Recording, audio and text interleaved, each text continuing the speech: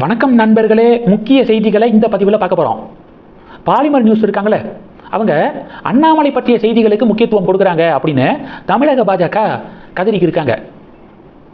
இப்போது ஒரு இஷ்யூ நடக்குதுன்னா அண்ணாமலையும் கண்டனம் தெரிவிப்பார், நயினார் நாகேந்திரனும் கண்டனம் தெரிவிப்பார். பாலிமர் நியூஸு செய்திகள் வெளியிடும் போது அண்ணாமலை கண்டனம் தெரிவிக்கிறது தான் ஃபஸ்ட்டு போடுறாங்க. நயினார் கண்டனம் தெரிவிக்கிறதெல்லாம் போடுறதே இல்லை.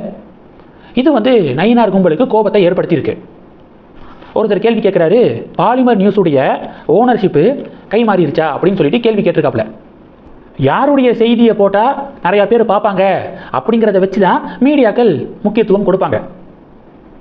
அந்த வகையில் தான் அண்ணாமலைக்கு முக்கியத்துவம் வழங்கப்படுது. அண்ணாமலையை போட்டால், அண்ணாமலை ப்ரெஸ் மீட்டை டெலிகாஸ்ட் பண்ணால் டிஆர்பி ரேட்டிங் கூடும் அப்படிங்கிறதுனால தான் மீடியாக்கள் ஆப்வியஸாக பண்ணுவாங்க. இப்போ நயினார் பேசுகிறத டெலிகாஸ்ட் பண்ணால் எத்தனை பேர் பார்ப்பாங்க? தமிழக பாஜகவுடைய எக்ஸ் வலைதள பக்கத்தில் எவ்வளோ பேர் தெரியுமா இருக்காங்க, ஃபாலோ பண்ணுறாங்க?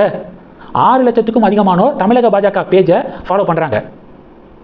இப்போ நயினார் நாகேந்திரன் ஒரு ட்விட்டர் பதிவு போடுறாருன்னா 100 பேர் கூட லைக் பண்ண மாட்டாங்க. தமிழக பாஜகவை ஃபாலோ பண்ணுறது 6 லட்சத்துக்கும் அதிகமானோர் எக்ஸ் வலைதளத்தில். அதனுடைய மாநில தலைவர் ஒரு போஸ்ட் போடுறாருன்னா 100 பேர் கூட லைக் பண்ண மாட்டாங்க, அதுக்கு லைக் போட மாட்டாங்க. இந்த நிலைமையில் தான் நயினார் கும்பல் இருக்காங்க.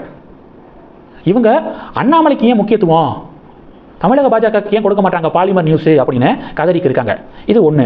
ரெண்டாவது என்ன பார்க்க போகிறோம், டி நகர் சத்யா இருக்கார்ல, அதிமுகவை சேர்ந்தவர், அவர் தாவேகாவுக்கு போக போகிறாரு அப்படின்னு செய்திகள் வருது. டி நகர் தொகுதியில் அதிமுக சார்பாக சத்யா நாராயணன் போட்டியிட்டார். இந்த டி நகர் தொகுதியை பாஜக எதிர்பார்த்தாங்க. ரொம்ப ஸ்ட்ராங்கான தொகுதி பிஜேபிக்கு. எஸ்ஜி சூர்யாவோ இல்லை வினோஜ் பி செல்வமோ அந்த தொகுதியில் போட்டிட்டு இருந்தால் வெற்றி பெற கூட வாய்ப்பு இருந்திருக்கும். நயினார் தரப்பு அதிமுக கிட்ட பேசி அந்த டி நகரை இல்லை வேளச்சேரியெல்லாம் வாங்குவாங்க அப்படின்னு எல்லாரும் எதிர்பார்த்தாங்க. ஆனால் சென்னையில் ஒரே தொகுதி மயிலாப்பூர், அந்த ஒரு தொகுதியும் எஸ்ஜி சூர்யாவுக்கோ வினோஜ் பி செல்வத்துக்கோ கிடையாது. எப்போதும் போல தமிழிசை அக்காக்கு அதான் நடந்துச்சு. இப்போது அந்த டி நகர் தொகுதியில் அதிமுக சார்பாக போட்டியிட்டவர் அவர் எக்ஸ் எம்எல்ஏவும் கூட டிவிக்கில் சேர இருக்காராம். இது 2. மூணாவது, மத்திய அரசு அதிரடி அப்படிங்கிறது மூணாவது. 2025-2026 நிதியாண்டில் உள்நாட்டு பாதுகாப்பு தளவாட உற்பத்தி இருக்குல்ல, அது 1,78,000 கோடியாக உயர்ந்துள்ளதாம். 1,78,000 கோடி உள்நாட்டு பாதுகாப்பு தளவாட உற்பத்தி.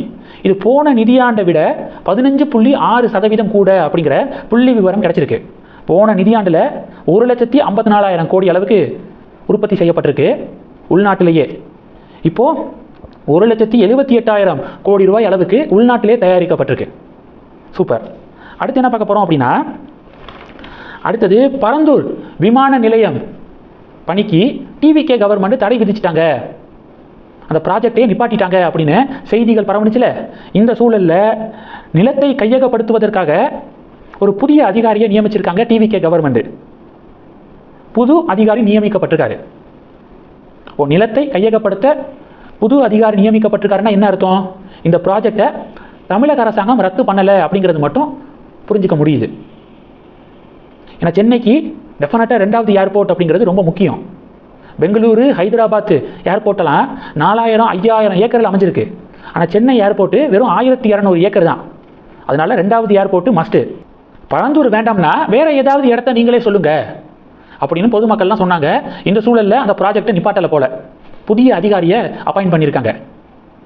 இந்த செய்திகள் எல்லாத்தையும் பற்றி உங்களுடைய பார்வைகளை மறக்காமல் கமெண்ட் பண்ணுங்கள். தொடர்ந்து கணக்கில் இருங்க. அடுத்தடுத்து நிறையா பதிவுகளை பார்க்க போகிறோம். நன்றி. ஜெய் ஹிந்த்.